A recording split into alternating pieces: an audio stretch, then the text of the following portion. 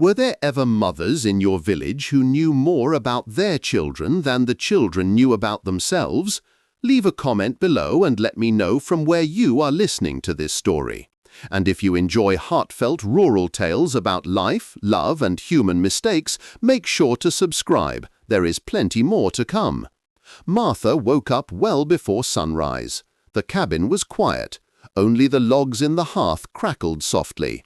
She quickly threw a wool shawl over her shoulders, stoked the fire until the flames danced higher, and set a cast-iron pot of porridge to cook. Her son, Ethan, was still asleep.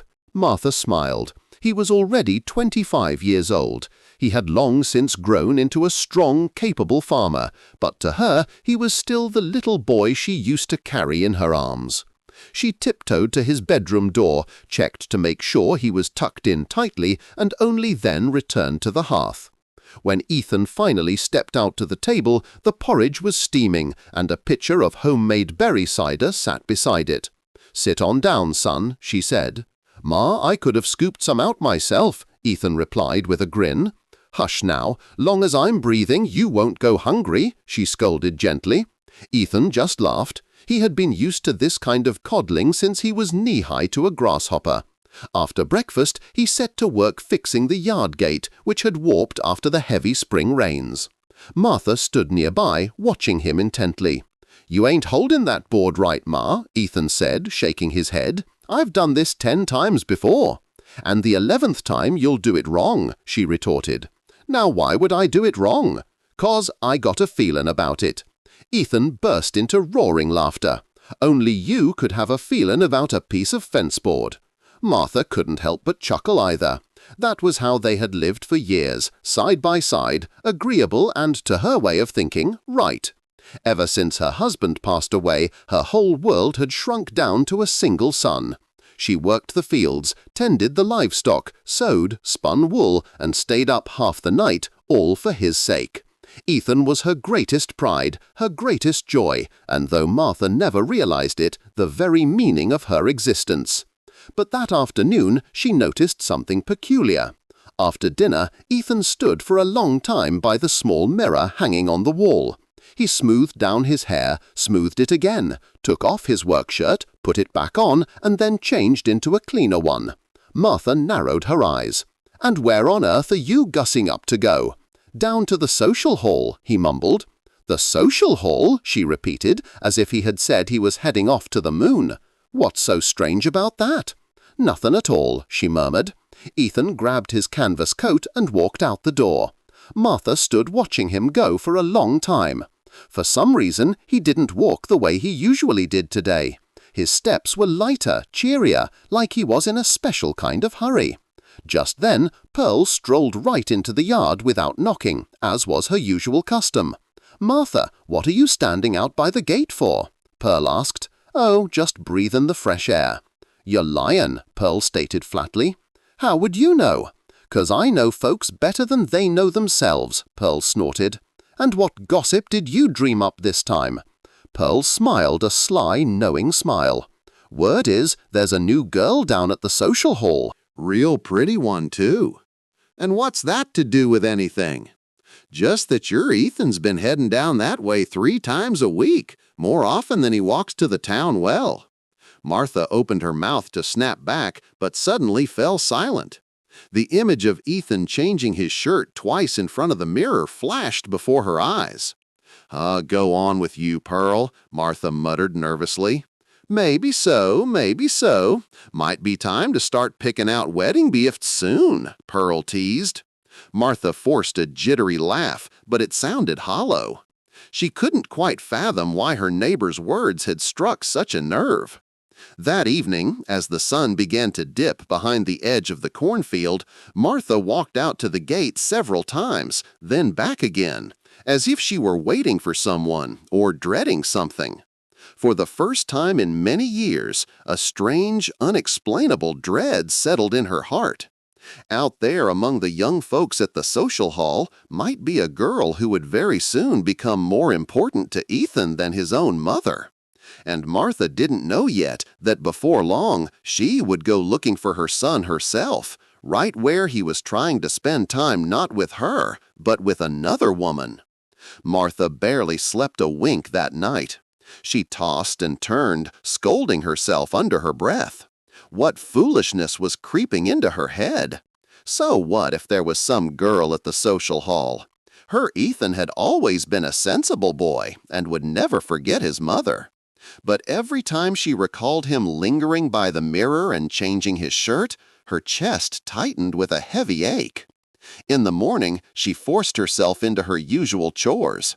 She fed the chickens, let out the geese, and kneaded dough for bread. But before she could even properly stoke the hearth, Pearl pushed through the gate without knocking, wearing that familiar expression of someone carrying the most vital news in all of Jackson County. "Martha, you got any idea where your Ethan is right now?" Pearl blurted out from the threshold. "Working somewhere. Where else would he be?" "Nope, sitting down by Oak Creek," Pearl declared. Martha stiffened. "And he ain't by his lonesome neither," Pearl added with a heavy pause. "Who's with him?" Martha demanded, losing her patience. "How would I know? But she's a looker. Hair clear down to her waist, and she laughs so sweet your boy can't take his eyes off her." Martha felt a sharp, unpleasant pinch in her chest. "Maybe you got it all mixed up, Pearl." "Me? I've spent my whole life reading people better than they read themselves." Within minutes, Martha was hurrying down the dirt path toward the creek. She kept telling herself she just fancied a stroll. The weather was fine, the sun was shining, why shouldn't she take a walk? But she knew full well where she was going and why. Down by the water, it was peaceful. A gentle breeze rustled the cattails. Sitting together on the grass were Ethan and a young woman, chatting and laughing. Martha stopped dead in her tracks. A sudden wave of alienation washed over her. She was so used to seeing her son right by her side, yet here he was, sitting beside another woman, looking happier than if he needed nobody else in the world. "Ethan!" she called out loudly. Ethan jumped and quickly turned around. "Ma, what are you doing down here?" "Just out for a walk. What, is that again the law?" The young woman stood up gracefully. "Good day, ma'am." "Good day," Martha replied, eyeing her up and down. "This here's Marina," Ethan said. "I can see she ain't Pearl," Martha remarked dryly. Marina giggled softly. Ethan chuckled nervously. Even Martha managed a faint, reluctant smile. The girl truly was pleasant, modest, polite, and neat. And somehow that made it all the more irritating. Martha sat right down next to them and immediately began cross-examining Marina. Whose daughter was she? How many milk cows did her folks keep? Did she know how to spin wool? Did she help out around the homestead? Marina answered every question with polite grace, while Ethan glanced up at the sky more and more often, letting out heavy sighs. Finally, he couldn't take it anymore. "Ma, don't you reckon it's about time you headed on home?" "Now what for? We're just talkin'." "I'm doing the talkin'," Ethan muttered, dropping his head in embarrassment. Martha walked back home feeling moderately satisfied. She had properly vetted the girl half the village was gossiping about. Yet her soul remained deeply uneasy. That evening she sat out by the gate with Pearl. "Well, did you go see 'em?" Pearl asked right off the bat. "Saw 'em. She's all right. Seen prettier." "And does Ethan like her?" Martha kept her mouth shut because the answer was painfully obvious. Pearl gave a sly grin. "Mark my words, Martha, it won't be long before he's sendin' vatchmakers over." "Too soon for that." "Might be too soon for you, but it's high time for the young ones," Pearl cackled, heading down the lane. Martha sat alone by the gate for a long time. The image of Marina sitting by the creek kept replaying in her mind. For the first time in many years, a strange, creeping terror gripped her soul because she knew this girl was no passing fancy. Very soon, Marina might just take away what Martha considered her greatest happiness. And the next day, Pearl brought news that made it impossible for Martha to sit still at home. Martha woke up with a pounding head, entirely because of her racing thoughts about Marina. She refused to admit it out loud, but the girl wouldn't leave her mind. While she kneaded the dough, she thought of Marina. While she fed the chickens, she thought of Marina. And when she saw Ethan putting on a clean shirt after dinner and spending way too much time parting his hair in front of the mirror, everything became glaringly clear without a single word being spoken. "Headin' back down to the social hall?" she asked sharply. "Nah, just want to take a walk." "By your lonesome?" "Heck no, Ma. Meetin' up with some friends." Martha barely managed to hold back a snort. Her son had been terrible at lying ever since he was a little boy. The moment Ethan stepped out the yard gate, she tried to busy herself with chores, but she couldn't last an hour before Pearl slipped through the latch. "Knew I'd catch you at home," Pearl chirped. "What do you want, Pearl?" "Nothin' much. Just figured you'd want to know your Ethan's parked himself down by the creek again." Martha set her bucket down with a thud. "How do you know everything that goes on?" "'Cause I got eyes and legs, and I use 'em instead of parkin' my bones by the stove. And she's with him again, naturally." "Let 'em sit," Martha said, though her voice lacked conviction. "That's the spirit. Young folks in love. Next thing you know, there'll be wedding bells." "What wedding bells?" Martha spun around sharply. "Well, what do you think? A young feller don't spend every blessed day countin' ripples in the water for his health." Martha stayed silent, while Pearl dropped another parting shot. "Good girl, hard workin' too. Word is she's already packin' her hope chest." Within half an hour, Martha was marching down the familiar trail to the creek, once again convincing herself she was simply taking a constitutional. A body needed fresh air sometimes, needed to stretch her legs. But when she spotted the young couple in the exact same spot, she knew damn well she hadn't come for the scenery. Ethan and Marina were sitting on the grass. Marina was telling a story, and Ethan was listening so intently he didn't even notice his mother approach. That hurt Martha more than anything else. "Well now, fancy runnin' into you two here again," she announced loudly. The couple turned around simultaneously. A shadow of disappointment flickered across Ethan's face, just for a fraction of a second, but Martha caught it. "Good day, ma'am," Marina greeted her. "Good day to you. You two sure spend a power of time sittin' by this water." "The weather's lovely," Marina smiled politely. "Weather's lovely everywhere, not just by a muddy creek." Ethan let out a heavy sigh. Martha sat right down beside them and picked up her interrogation. This time, she grilled Marina deeper about farm life. Did she know how to boil a proper stewed beef? Did she know how to dry apples for the winter? Had she ever spun her own yarn? Marina patiently answered every single question, while Ethan grew quieter and quieter. On the walk back, her son caught up to his mother. "Ma, you didn't just happen to wander down to the creek by accident, did you?" "What's that supposed to mean? I was worried." "About what? What if you fell in the river?" Ethan burst out laughing. "Ma, I'm 25 years old." "And what of it? To a mother, her son's always a child." He just shook his head in disbelief. That evening, sitting with Pearl by the front gate, Martha blurted out something she never expected to say. "I think she's trying to take him away from me." Pearl looked at her with steady eyes. "Martha, if a boy falls in love, that's just how the wheel turns." Those words haunted Martha long into the night, because for the first time she truly understood that one day Ethan might actually choose someone else over her. And right then and there, she resolved that next time she wouldn't make it so easy for the young couple to be alone. Ever since Ethan started courting Marina, Martha felt like she had lost all peace of mind. She couldn't quite explain why she was so agitated. Her son was a grown man, a fine farmer, praised by the entire town, and the girl seemed decent enough.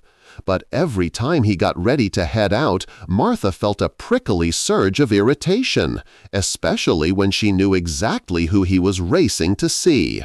One morning, Ethan announced that he intended to walk Marina home after the evening social gathering.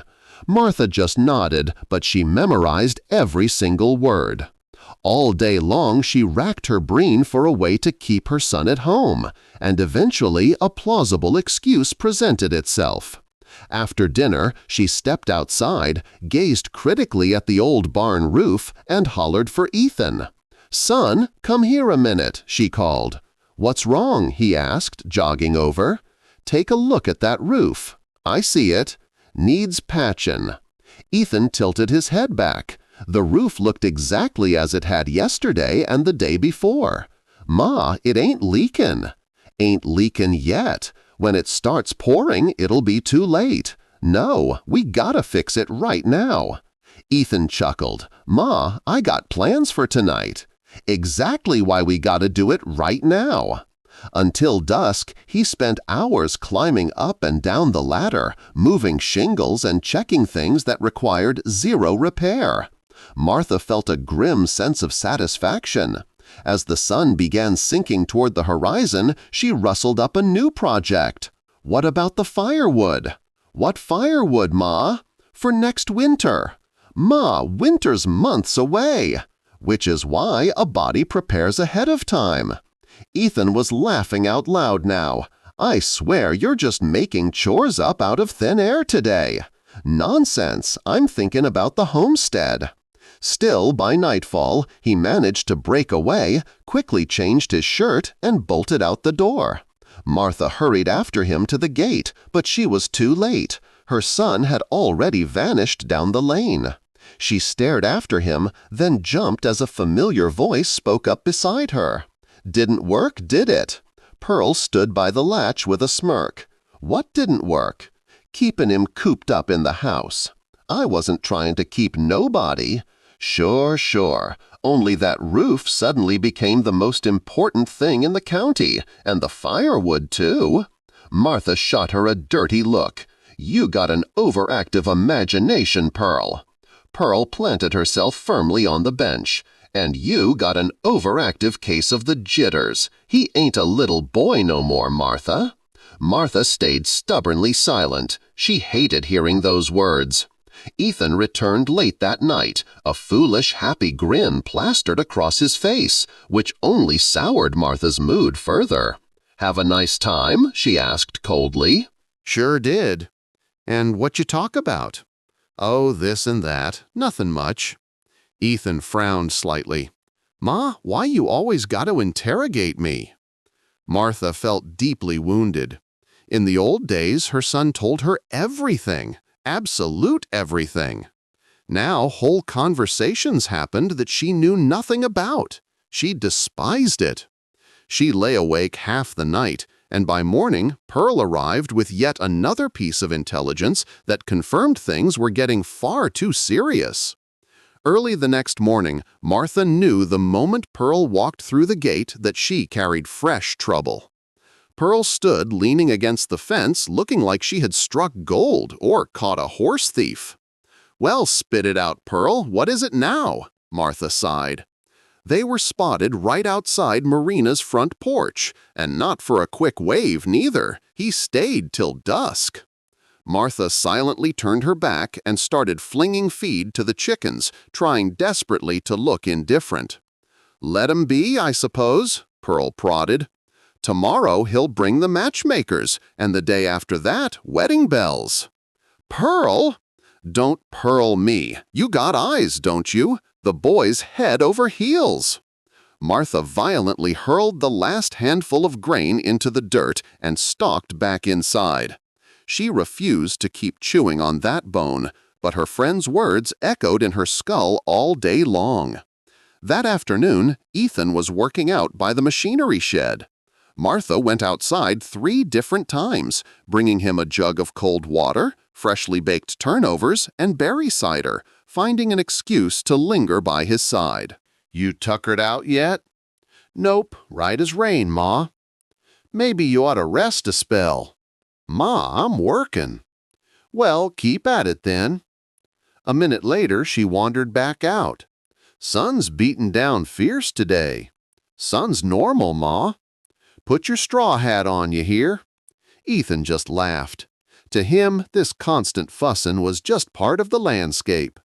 After dinner, he announced he was heading over to see Marina. Martha instantly mobilized a blockade. "Son, help me shift this heavy grain sack over by the corner." "Right now? When else?" Ethan helped her move it. Then she needed a bench repaired, then firewood stacked, then something else hoisted up. Finally, he managed to break free, and Martha stood by the gate watching him vanish. That evening, Pearl was back on her bench. "Martha, ever notice you only talk about Ethan lately?" "Who else is there to talk about? He's my boy." "Your boy, sure, but what happens when he weds?" "Don't know." "Well, you better learn, 'cause you'll be the mother-in-law." Martha snorted. "Not every girl's cut out to be a good wife." "And Marina?" "I don't rightly know her yet." "Well, I do. Hard-workin', sweet-tempered." "They're all angels before the preacher speaks," Martha shot back. Pearl gave her a long, knowing look. "It ain't Marina you don't like, Martha. It's the fact that Ethan ain't solely yours no more." Martha whipped her head around. "What utter nonsense!" "Ain't nonsense at all. Tell me true, if he'd stayed livin' under your roof unwed forever, would you have been glad?" "Course I would." "And if he never married at all? What, folks gotta wed?" Pearl let out a sudden sharp cackle. "Lord Almighty, you're talking like an abandoned wife instead of a mother." Martha was deeply offended, so deeply that she stood up and marched inside the house without so much as a goodbye. Yet the neighbor's words stuck like burrs to wool. That night she lay awake remembering little Ethan holding her hand, running to her after chores, wrapping his chubby arms around her neck and promising he'd never leave her. Back then, they were just childish words, but Martha realized she had believed them far too deeply. The next day brought the very thing she dreaded most. Ethan returned from Marina's unusually solemn, sitting through dinner in heavy silence before dropping a bomb that Martha's blood run cold. "Ma, I need to talk to you about something important." Her insides froze solid. They sat across the table in thick silence for a long while. Finally, Ethan lifted his eyes to hers. "Ma, I've decided to marry Marina." Martha froze, even though she had known it was coming. Hearing those words spoken aloud felt heavier than an anvil. "Marry her? You two barely even know each other a year." "We know enough, Ma. Folks spend years tiptoeing around each other, but I don't need years. I've made up my mind." "You're still just a boy." Martha dropped her gaze. Her arguments were crumbling away like dry clay. "And what does Marina say?" "She said yes. We already talked it through." Silence swallowed the room.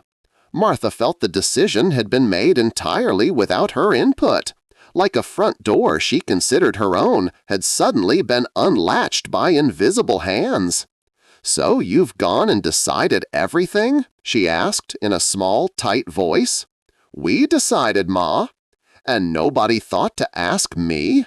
"It's our life, Ma." Martha kept her mouth shut for a long time. She stared at her son and suddenly realized the boy sitting before her was no longer the lad clinging to her apron strings. A grown man sat across the table charting his own course through life. For the first time in many years, that realization brought her no pride, only sheer terror. She let out a ragged sigh and looked away. That night, Martha stared into the pitch blackness of her bedroom, turning the upcoming wedding over and over in her anxious mind. Within a few weeks, the entire village was buzzing with preparations for an event that every household was talking about. Everyone was coming to the wedding. From early morning, the farmyard swarmed with people. Relatives lugged heavy pots of food, neighbors helped set up long wooden tables, and the local fiddlers were already tuning their instruments in the barn. Marina was so nervous she could barely sit still. She had dreamed of this day for many months, dreamed of standing proudly beside Ethan, greeting guests together, and stepping into their brand new life. Ethan was overjoyed too, flashing constant grins and scanning the crowd for his bride. But Martha acted downright bizarre. She fussed more than anyone else, smoothing every detail and hovering endlessly around her son. If a table runner slipped an inch, she ignored it. But if Ethan's shirt collar wrinkled even slightly, Martha was right there to fix it. If he sat on a bench, she immediately straightened it for him. If he picked up a cider mug, she reminded him to eat his vegetables. At first, guests just smiled. A mother's nervous on her boy's wedding day, what's new? But as the hours wore on, it started looking downright peculiar. When the newlyweds sat at the head table, Marina finally thought she'd get to sit peacefully beside her husband. Not a minute passed before Martha wedged herself right in between them. She sat so close to Ethan that Marina had to slide down the bench. Then Martha started piling the choicest cuts of roasted meat onto his plate, topping off his cider, and constantly nagging him to eat up. Ethan didn't see anything wrong with it. That's just how things had always been. But Marina felt more and more awkward by the minute. At one point, a neighbor leaned over to his wife and whispered, "Look at that. You'd think Martha was the one getting hitched instead of the boy." They both chuckled. Nearby women began whispering behind their aprons. "She ain't leaving him alone for a single second. Look like there's two brides today, one wearing a wreath and the mother sitting right on his lap." The guests kept their voices low, but a few of those stinging words drifted across the table to Marina. She pretended not to hear, though her cheeks burned with humiliation. Later, the fiddlers struck up a lively tune, calling the newlyweds to the dance floor. Marina sprang up instantly, having waited ages for this moment. But the second Ethan rose to his feet, Martha grabbed him by the sleeve. "Son, eat a bite first. You ain't touched a thing since dawn." Guests laughed aloud. Ethan smiled sheepishly. "Ma, I'm a grown man now." "Not to me, you ain't." Marina stood nearby, waiting patiently. Only after several awkward minutes did they finally make it to the floor. Yet even while they danced, Martha couldn't sit still, tracking his every move with hawk-like eyes. When the dance ended, she was the first to intercept him with a mug of cider. When they sat to catch their breath, she was right back at his elbow. An unfamiliar ache of disappointment began blooming in Marina's chest. She wasn't angry, just deeply unsettled as she realized for the first time that after the wedding she'd have to share her husband not just with farm chores, but with his mother. That evening, as most of the guests drifted home, Marina sat quietly on the front porch bench, watching the sunset fade over the pasture. Ethan sat down beside her, immediately noticing her glum mood. Something wrong? Nope. Marina offered a sad, thin smile. You ever feel like your ma dotes on you just a wee bit too hard? Ethan laughed. She just loves me, that's all. I know. Marina glanced toward the cabin where Martha was furiously clearing plates while keeping one eye fixed on them. It's just, sometimes I feel like she still don't realize you ain't a little boy anymore. Ethan just waved a dismissive hand. He had no inkling that this tiny conversation was merely the prologue to a massive storm that would force all three of them to completely rethink what love, family, and letting go truly meant. Several weeks slipped past after the wedding. Marina tried her absolute hardest to be a good housewife. She woke before dawn, tackled the chores, cooked meals, washed laundry, and constantly consulted Martha on household matters. From the outside, peace reigned, but deep inside Martha's chest, a bizarre gnawing friction festered, one she couldn't explain even to herself. One fine morning, Ethan hitched the wagon to go down to the county fair in the next township over. "Don't you go forgetting the salt block," Martha called out as he climbed up. "Won't forget, Ma, and I'll pick up a new earthenware jug and some sewing needles." Marina smiled gently. "Ma, it ain't his first time going to town." "I know, just remindin' him." All afternoon, both women awaited his return. When the familiar rattle of their wagon appeared down the lane, Marina hurried out to the gate. Ethan came back in high spirits, unlading his purchases across the kitchen table. The new jug, the salt, a bundle of needles, and then he reached deep into his coat pocket and pulled out a small wrapped parcel.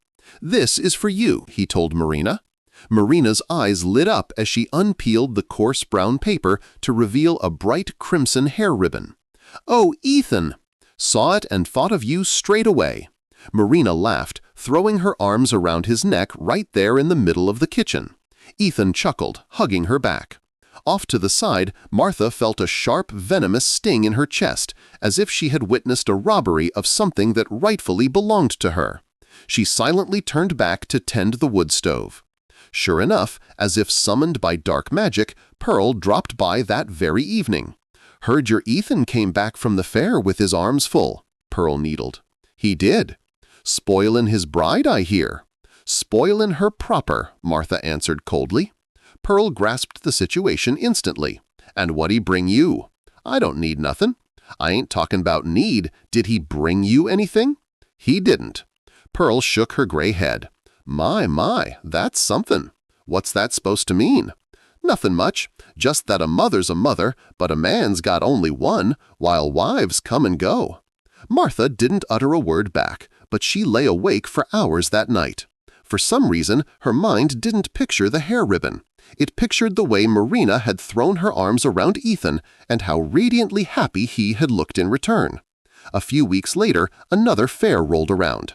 This time, Ethan returned carrying 2 parcels. He immediately handed the first one to his mother. "This is for you, Ma." Martha blinked in surprise, tearing open the fabric. Inside lay a brand-new, expensive holiday headscarf, the exact kind she had admired months ago. "Do you like it?" Ethan asked. "I do indeed," she admitted, a genuine smile breaking through. "I knew you would." For the first time in weeks, Martha felt a warm glow in her heart. But the very next instant, Ethan reached into his coat and produced the second package. "And this is for Marina." Marina undid the wrapping and gasped softly. A magnificent necklace of deep red coral beads tumbled out. "Oh, it's so lovely!" She pressed the trinket straight to her breast. Ethan looked at her as if her radiant joy was the greatest prize on earth. That evening, Pearl was back on her bench by the lane. "Well, made sure not to forget his mother this time, did he?" "He didn't." "And what'd he buy his wife?" "Coral beads." "Mighty fine ones, too." Pearl paused meaningfully. "That headscarf of yours is right pretty, though." "Sure is, though the beads cost a pretty penny more." Martha shot her neighbor a withering glare. "And what of it?"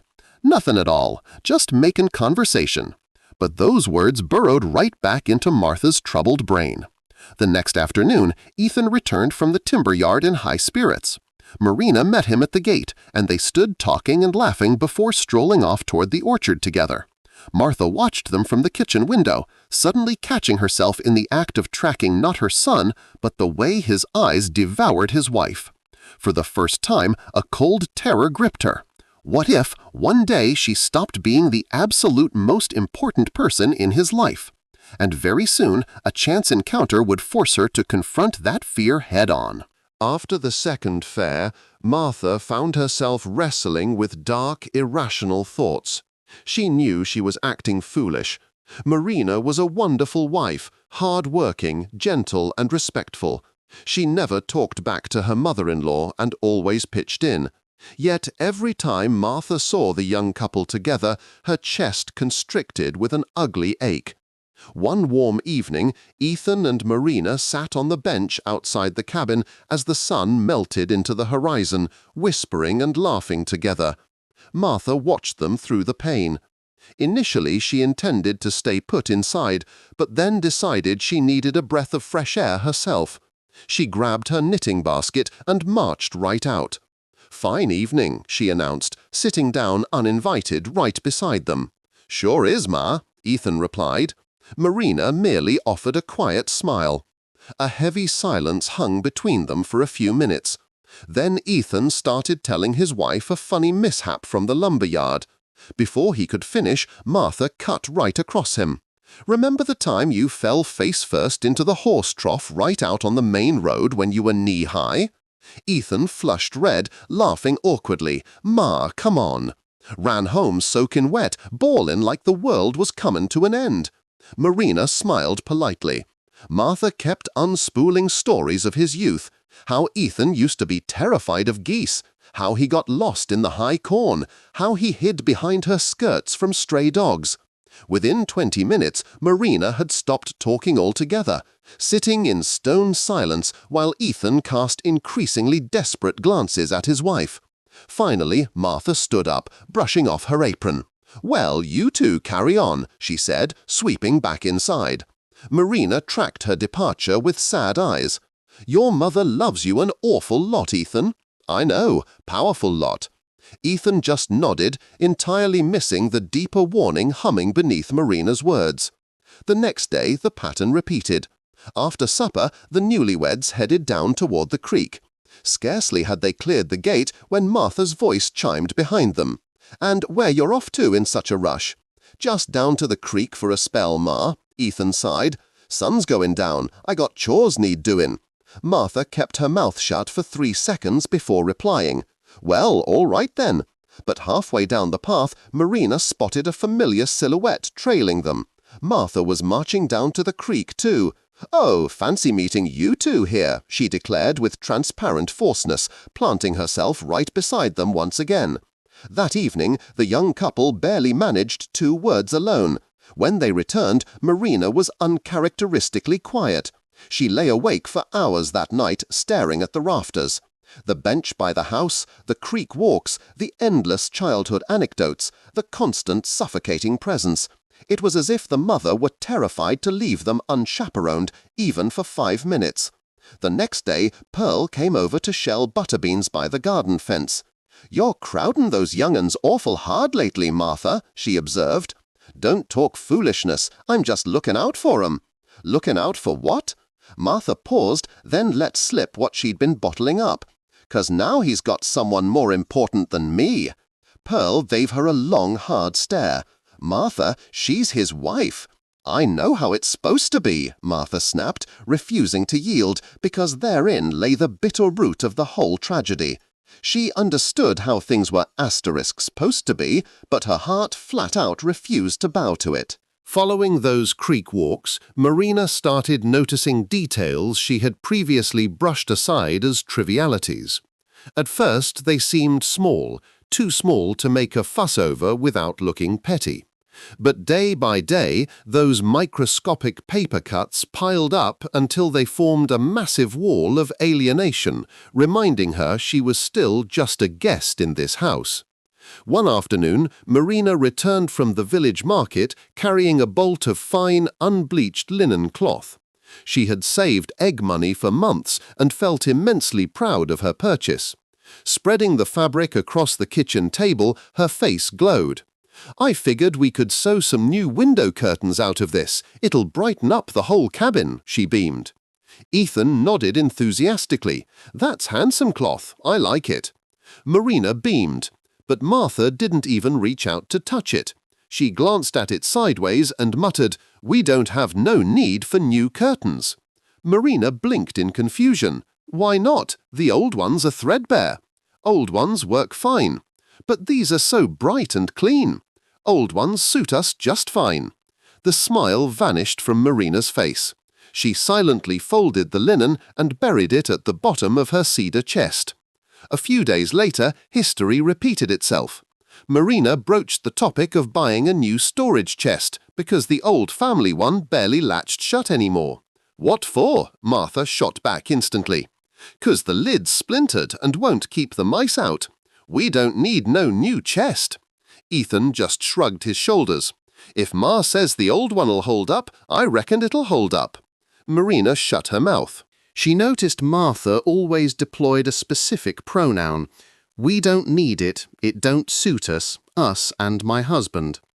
As if Martha still believed every single domestic decision belonged exclusively to her and Ethan. That evening, Marina sat by the water well, staring blankly down into the dark stone depths.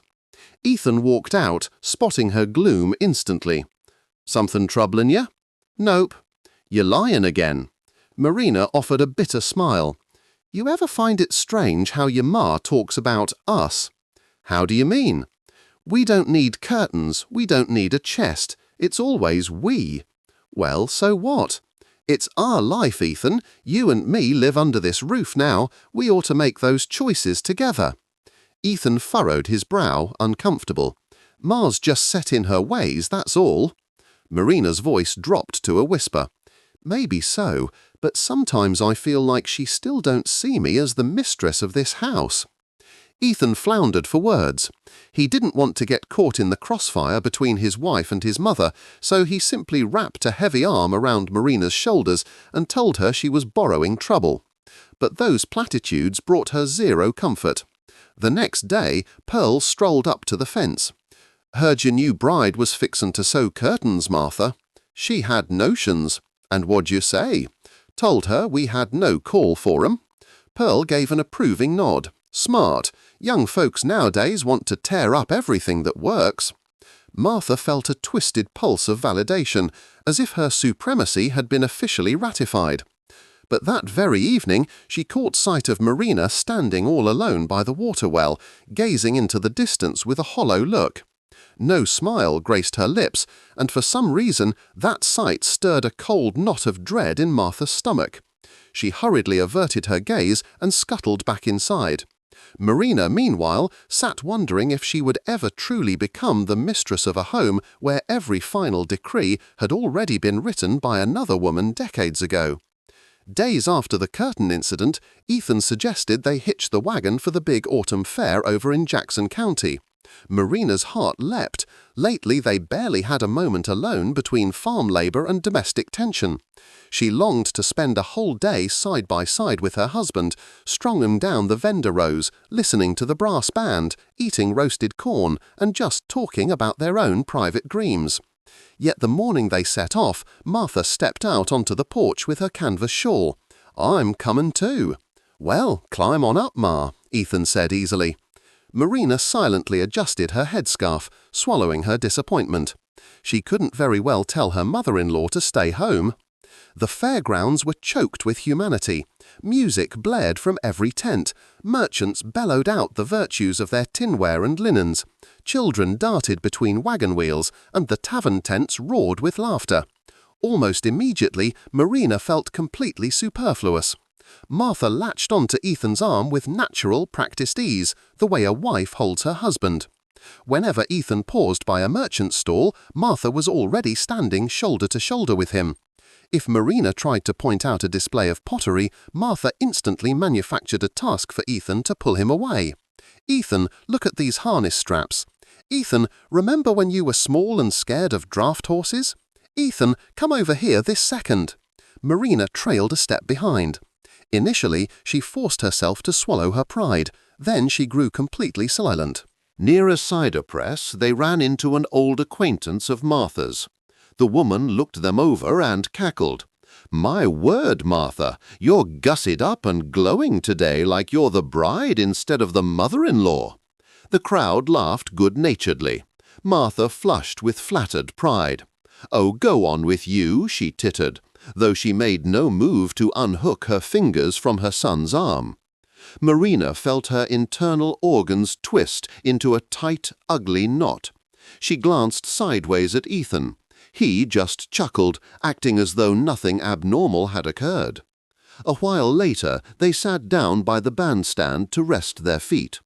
Marina hoped for a quiet moment next to her husband, but Martha squeezed right between them, launching immediately into a loud retelling of little Ethan's childhood mishaps. How he fell in a mud puddle, how he hid behind her skirts from a stray hog, how he lost his boot in the marsh. Everyone roared with laughter. Ethan joined in, and Marina felt like an invisible ghost trapped inside a stranger's family portrait. On the wagon ride home, she said practically nothing. Ethan asked a couple of times if she was feeling poorly, and she mechanically assured him she was fine. But nothing was fine. For the first time, she stared the naked truth in the face. Martha didn't just love her son, she fundamentally refused to accept that another woman had any legitimate claim to him. That evening, Marina sat by the well alone. While inside the cabin, Martha relived the affair and smiled to herself. She had no inkling of the deep, festering wound she had inflicted upon a woman who was trying her absolute best to make peace. Marina tried harder than ever not to argue, keeping her mouth shut where she previously would have offered an opinion. She still wanted to be a good wife, still wanted to earn the old woman's respect, constantly reminding herself that Martha had raised Ethan all alone as a widow, so change wouldn't come easy. One morning, Marina resolved to tackle the entire weekly wash entirely on her own.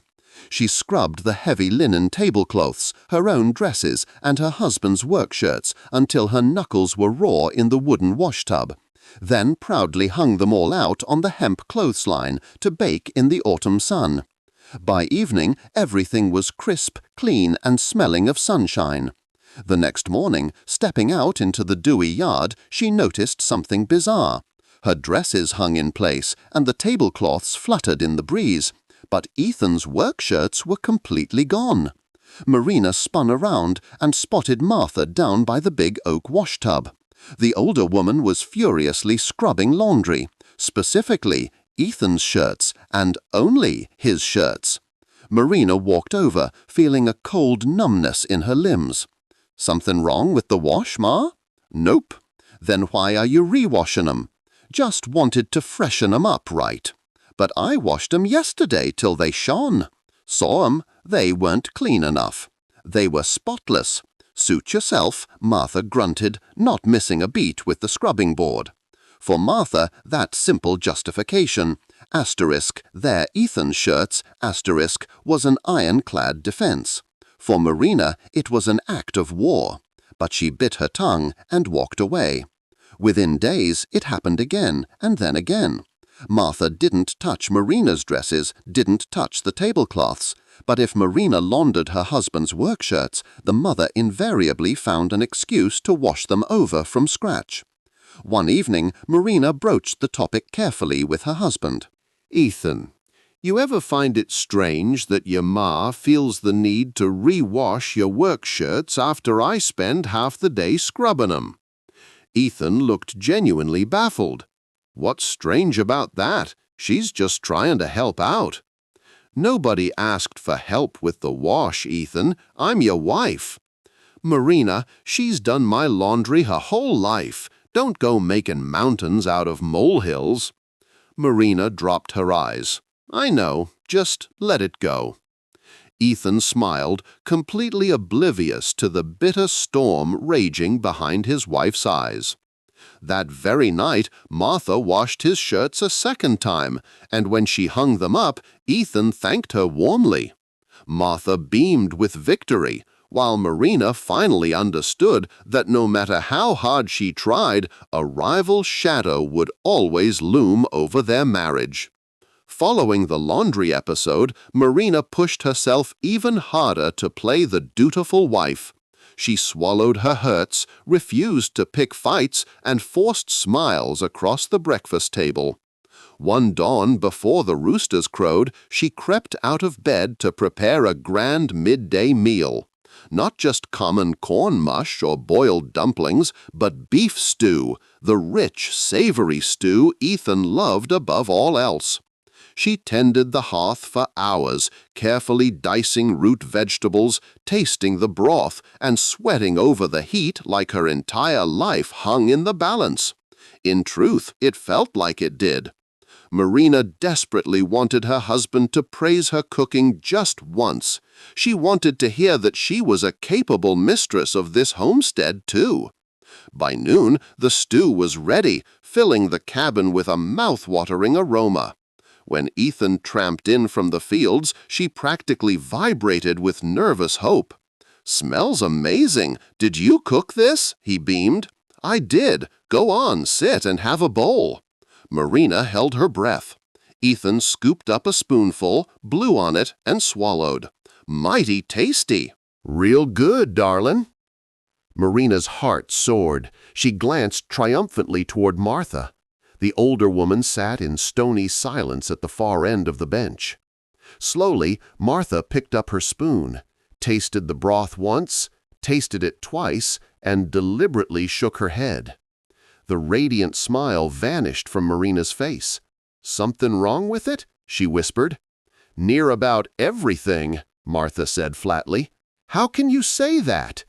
Carrots are boiled to mush, parsnips ain't tender, and the seasoning's flat as pond water." Silence dropped like a falling tree. Ethan offered an awkward, apologetic grimace, entirely conditioned to believe his mother's palate was infallible. Without a word, Martha stood up, walked to the back of the stove, and hauled out a heavy iron pot of her own. "Good thing I went ahead and made a pot of beef stew just in case," Martha announced smugly. Marina felt as if she had been kicked square in the gut. All morning's labor, all her anxious hope, turned to ash. Martha hadn't trusted her to cook a single meal for her own husband from the very jump. The mother ladled out her stew and shoved the wooden bowl toward her son. "Try this, son." Ethan dipped his spoon, tasted it, and grinned. "Now that's home cookin'. Perfect, just like always, Ma." Martha puffed out her chest with vindication. Marina stared down into her own rejected bowl, her throat burning. Ethan, completely blind to the devastation around him, chuckled cheerfully. "Don't fret none, Marina. You'll learn in time." "Course she'll learn," Martha chimed in, twisting the knife. "Takes years of practice to cook for a grown man." Ethan shoveled down another spoonful of his mother's stew. "If you could just learn to cook just like Ma, I reckon I'd be the happiest farmer in Jackson County." Martha smiled as if she had just been handed a crown, while Marina lowered her eyes so the hot tears wouldn't spill onto the table. Nobody noticed that she pushed her bowl away untouched. Nobody noticed that her spirit had just fractured into a million jagged pieces. That evening, slipping outside into the dark cattle yard, she finally let herself break down, sobbing quietly into her apron where no one could hear. Back inside, Martha reminisced with her son about how much he loved her cooking, utterly oblivious to the yawning chasm opening up between her and her daughter-in-law. Following the stew incident, Marina stopped trying entirely. She gave up arguing, gave up explaining herself to Ethan, and fell into a terrifying, icy silence. The cabin grew quieter than a graveyard, a quiet far more terrifying than screaming matches. One stormy night, a vicious summer squall rolled over the valley. Lightning cracked overhead, and thunder shook the window panes. After supper, Ethan and Marina retreated to their bedroom, finally claiming a few minutes of private peace. They sat on the edge of the quilt, talking softly, recalling funny moments from the wedding, and making tentative plans for the coming harvest. For the first time in weeks, Marina smiled a genuine smile. Suddenly, a deafening thunderclap rattled the glass, so hard it seemed destined to shatter. Ethan laughed. "Whoa, that was a close one. You used to hide under the bedsheets from thunder when you were little, didn't you?" They both giggled. And at that exact second, the bedroom door swung wide open without a knock. Martha strode right into the room. "Oh, you two awake?" she announced. Marina jerked upright as if stuck with a pin. Ethan looked mortified. But Martha acted as though she owned the doorway, marching right up to their bed and perching on the edge of the mattress. "Speaking of thunderstorms," Martha beamed, "remember, Ethan, how terrified you were of lightning as a boy. You'd come crying into our room in the dead of night and crawl right under our covers between your father and me." Marina offered a stiff, frozen grimace. Martha kept right on rolling, swapping one childhood anecdote for another, completely ignoring the blatant signals of rejection from the young couple. Time ticked past. Marina stared fixedly at the floorboards while Martha waxed poetic about diapers, scraped knees, and apron strings. At long last, Martha stood up, smoothing her skirt. "Well, don't let me keep you from your sleep. Night now." She swept out, clicking the door shut behind her. Silence smothered the tiny bedroom. Marina continued staring at the floor. Ethan cleared his throat nervously. Ma was just reminiscing about the old days. Marina slowly raised her eyes. "You don't find it the least bit strange that she walked into our bedroom without knocking?" "Marina, it's just Ma." "And sat right down on our marriage bed?" "So what if she did?" "This is our room, Ethan, our private sanctuary." Ethan clamped his jaw shut. He wanted to tell his wife she was making mountains out of molehills, wanted to shield his mother, but the words stuck in his throat. Marina let out a bitter, exhausted breath. "You don't even see it, do you? You're so used to her running your life that you don't even realize she treats me like an uninvited guest in my own home. She acts like you still belong solely to her." Ethan scowled darkly. "That ain't true." "Then answer me this. If anyone else in this county walked into our private room uninvited and sat on our bed, would you think it was normal?" Ethan stayed dead silent because the answer was painfully obvious. But because it was his mother, his brain refused to process the boundary violation. Marina turned her face to the wall and closed her eyes.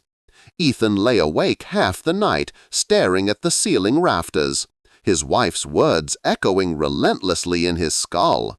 For the first time, a bitter wave of shame washed over him. Just a tiny wave, but enough to make him start looking at his mother with unclouded eyes the very next day.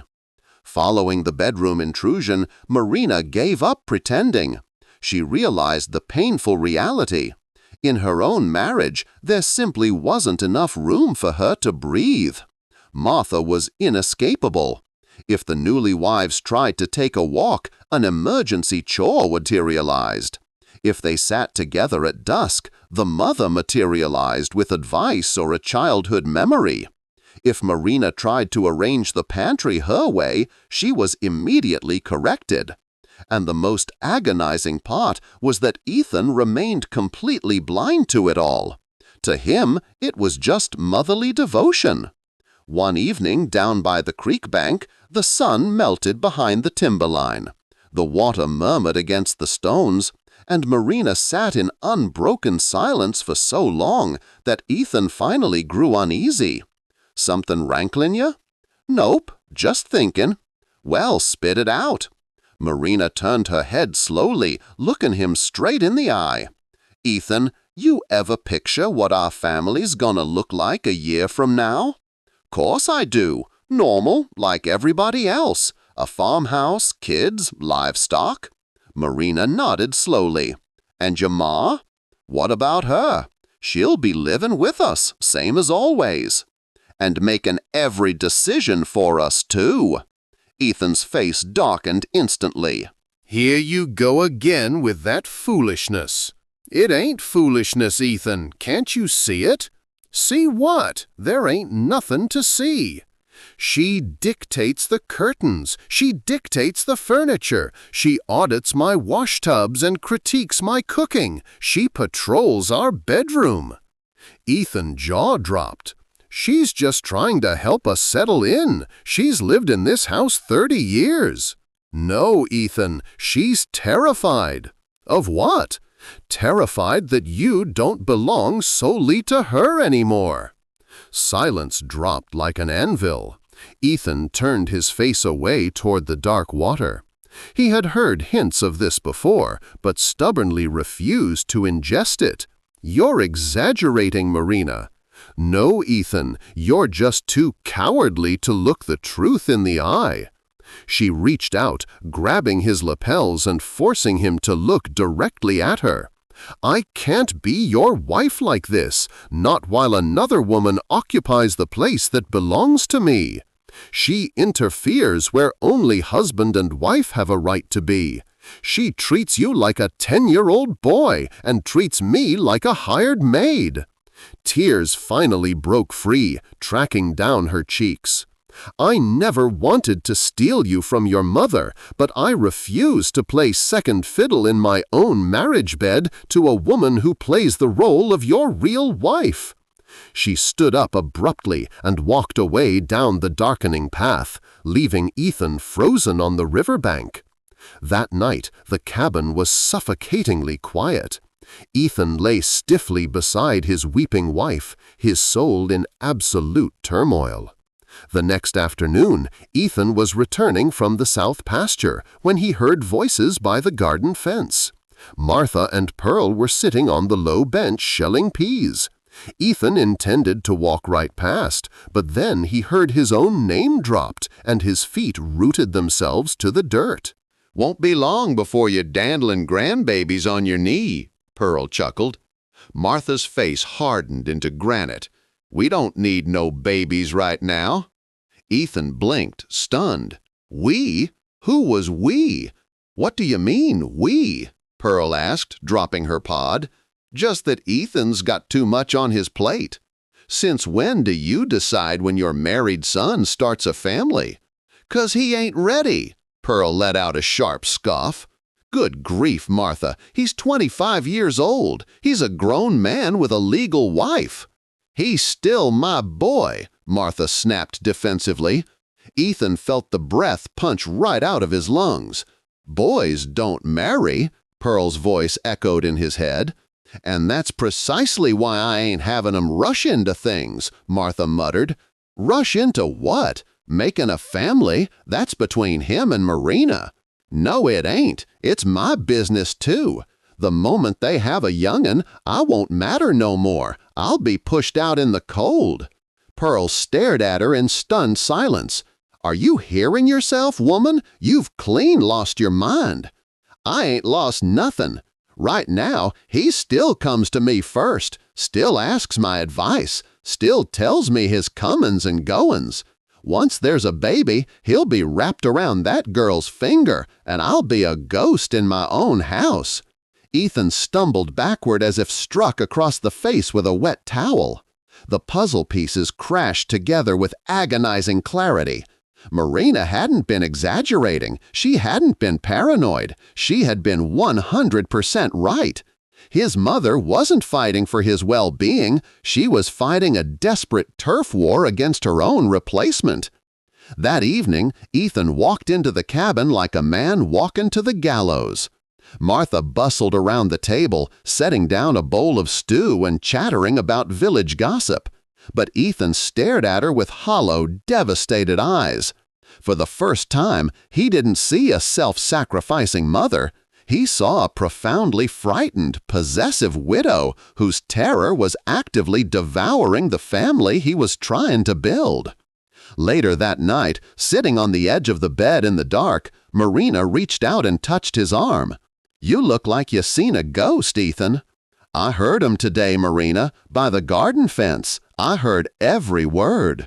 Marina pulled her hand back slowly. "She told you?" "She told Pearl that she didn't want us having kids, 'cause it'd mean she wasn't the center of my universe no more." Ethan choked on the words, burying his face in his calloused hands. "I'm sorry, Marina. God help me, I was so blind." Marina didn't gloat. She didn't say, "I told you so." She simply shifted closer, wrapping her arms around his broad shoulders and resting her cheek against his hair. "I know, my love. I know." "I gotta talk to her," Ethan whispered, his voice trembling with resolve. "Tomorrow, I'm ending this once and for all." Next morning, the sun broke through the gray autumn mist, casting long shadows across the farmyard. Marina took her washbasket down to the well, leaving the main house quiet. Martha sat at the kitchen table, shelling dried beans into a stoneware crock. Ethan stepped inside, the floorboards groaning beneath his boots. He didn't sit down. He stood right in the center of the kitchen, his face set in stone. "Ma, we need to talk." Martha paused, a bean falling from her wrinkled fingers with a sharp clack. "About what? Something wrong with the harness?" "No, Ma, about us, about how things been since the wedding."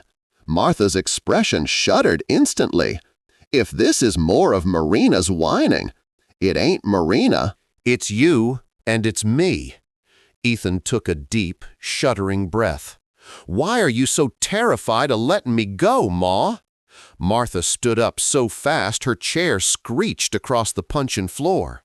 "Let you go? What kind of talk is that? I raised you after your pappy died. I broke my back working these fields so you could grow up a man, and now you stand there accusing me in my own kitchen?" "I ain't accusing, Ma. I'm stating facts. You won't let us live our lives. You dictate our home. You undermine my wife at every turn. And yesterday I heard you telling Pearl you didn't want us having children 'cause it'd cut you out." Tears spilled hot and fast down Martha's weathered cheeks, but her voice rose in fierce, desperate defiance. "And what if I did? Who's gonna look after me when I'm old and cold in the ground? You'll be dancing with your pretty wife, and I'll be a forgotten old crone sitting by a cold stove. Nobody's forgetting you, Ma, but I'm a married man now. I got a wife, and God willing, I'll have children. You can't chain me to your apron strings forever." "I ain't chaining you. I'm protecting you from her, from changing everything we built." "No, Ma," Ethan said, his voice cracking with unbearable sorrow. "You're protecting your own fear, and it's fixin' to destroy us all." Martha stared at her son as if he had plunged a knife straight into her chest. The fierce, angry widow collapsed inward, her knees buckling as she grabbed the edge of the table for support. The fight drained out of her in a single ragged gasp, leaving behind a frail, terrified old woman who suddenly realized she had pushed her only child right to the absolute edge of the precipice. For a long, agonizing moment, neither of them spoke. The clock on the wall ticked loudly, measuring out the heavy silence. Then, without a word, Martha turned her back, shuffled into her small back bedroom, and quietly clicked the door shut. Ethan didn't follow her. He walked outside into the crisp yard, leaned against the rough bark of the old apple tree, and let the hot, stinging tears finally fall. He knew he had broken his mother's heart, but he also knew that if he hadn't, she would have broken his marriage beyond repair. Over the next few weeks, the atmosphere in the cabin shifted into something heavy and fragile, like thin ice over a winter pond. Martha retreated into herself. She cooked, she cleaned, she tended the hens, but she spoke very little. She didn't offer unsolicited advice, didn't rewash the laundry, and didn't hover by the table when Ethan and Marina talked. Marina noticed the change immediately. Instead of feeling triumphant, she felt a heavy, uneasy pity. The old woman looked smaller somehow, her shoulders permanently hunched under an invisible weight. One evening toward the end of October, a sudden, sharp drop in temperature brought the first hard freeze of the year. Martha had spent the afternoon clearing out the late cabbage patch in the freezing wind. By supper time, she looked deathly pale, moving with painful slowness. As they sat down to eat, Martha suddenly pressed a hand to her left breast, letting out a sharp, breathless gasp. Her eyes rolled back, and before Ethan could catch her, she slumped sideways off the bench, crashing hard against the wide oak floorboards. "Ma!" Ethan roared, vaulting across the table. Within the hour, the local doctor from Pine Ridge was standing in their front room, packing up his leather satchel, after examining the unconscious woman in the back bedroom. "It's her ticker," the doctor told Ethan and Marina gravely, wiping his hands on a linen towel. "Severe strain, brought on by prolonged nervous exhaustion and deep emotional shock. Her heart simply gave out under the stress. She needs absolute rest, warmth, and zero agitation. If she gets worked up again, I won't promise you she'll see the winter out. Those words hung in the small cabin like a death sentence. Ethan looked stricken, staring at the closed bedroom door as if the world were ending. When Martha finally regained consciousness hours later, she found herself tucked tightly under her own heavy quilts. The room was dark, lit only by the amber glow of a single tallow candle. She blinked groggily, trying to sit up, but a sharp stab of pain in her chest forced her back down with a groan. "Don't you try moving, Ma," a soft voice whispered from the shadows beside the bed. Martha turned her head slowly on the feather pillow. Sitting in the straight-backed wooden chair was Marina. Her eyes were rimmed with red from fatigue, her hair hastily pinned back, wrapped in a simple woolen shawl against the nocturnal chill. What are you doing in here?" Martha rasped, her voice like dry autumn leaves. "I'm sittin' watch," Marina replied calmly, reaching out to smooth the quilt over Martha's frail shoulders. "You should be in your own bed with Ethan. Ethan's sleepin' in the barn loft tonight, so we don't crowd the room. Drink some of this warm broth, Ma. Doctor said you need fluids." Marina held a wooden spoon to Martha's dry lips. For a split second, Martha wanted to bat it away out of stubborn pride, but the sheer exhaustion in her bones won out. She sipped the warm broth slowly. It was seasoned to perfection, rich, savory, and soothing. Who cooked this?" Martha whispered. "I did," Marina said simply, wiping a stray drop from the old woman's chin with a clean cloth. "Same recipe you use." Martha closed her eyes, a heavy tear leaking past her wrinkled eyelids. Same recipe. For weeks she had criticized Marina's cooking, treated her like an incompetent intruder, and plotted to keep her sidelined. And now, while death hovered at the foot of the bed, the only person sitting vigil through the midnight hours was the very woman she had tried so hard to drive away. Over the next month, winter locked the countryside in a grip of iron, and Martha remained bedridden. The doctor's grim warning hung over the homestead like grey wood smoke. Ethan worked the farm from dawn till dusk, hauling firewood and tending the frozen livestock. But inside the cabin, the nursing fell entirely upon Marina, and Marina performed her duties without a single murmur of complaint, without a single passive-aggressive sigh, without a single reminder of past grievances. Day after day she hauled washtubs, stoked the hearth, brewed bitter herbal teas, bathed the invalid's fevered forehead, and fluffed her pillows. One afternoon, as Marina sat peeling apples by the bedside, Martha watched her through half-closed eyes. The fierce, possessive bitterness that had poisoned her soul for a year had finally burned out, leaving behind only the grey ashes of regret. "Marina," Martha's voice broke the quiet rustle of the peeling knife. Marina set the apple down instantly. "Yes, Ma? What do you need? More tea?" "No, nothing like that." Martha reached out a thin, trembling hand, her spotted fingers catching Marina's wrist. "Why are you doing all this for me? After everything I said, and the way I treated you." Marina looked down at the old, work-roughened hand resting on her arm, then up into Martha's misty eyes. A gentle, forgiving smile touched her lips.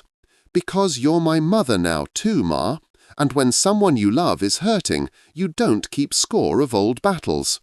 Martha stared at her daughter-in-law, and right then the final frozen barrier around her heart shattered completely. She pulled Marina close, burying her face in the girl's apron, and wept with a raw, cleansing release she hadn't experienced since the day her husband was buried. "Forgive me, child," Martha sobbed against her skirts. "I was so scared of ending up alone that I nearly destroyed the very family God gave me." "Hush now, Ma," Marina whispered softly, stroking the thin greying hair. "We ain't going nowhere. We're right here." By early spring, when the snow began to melt into rushing rivulets along the muddy wagon tracks, Martha finally stepped out onto the front porch under her own power. Leaning heavily on a carved walking stick and Ethan's strong arm, she squinted against the bright March sun. Out in the front yard, Ethan and Marina were laughing as they repaired the very same fence gate Ethan had been tinkering with on the day Marina first arrived in their lives. Marina handed her husband a wooden peg, their fingers brushing, and they both shared a warm, unhurried smile. Martha watched them, her chest swelling with a deep, untroubled peace she hadn't known in decades. She realized then what she should have understood from the very beginning. True love isn't a finite pie where a slice given to another leaves less for you. It's a hearth fire. The more logs you add to it, the brighter and warmer the whole house becomes. She didn't feel like a displaced widow anymore. She felt like a mother who had finally learned how to let go, trusting that the love she poured into her son had come back around 100-fold, wrapped in the gentle grace of a daughter she never knew she needed.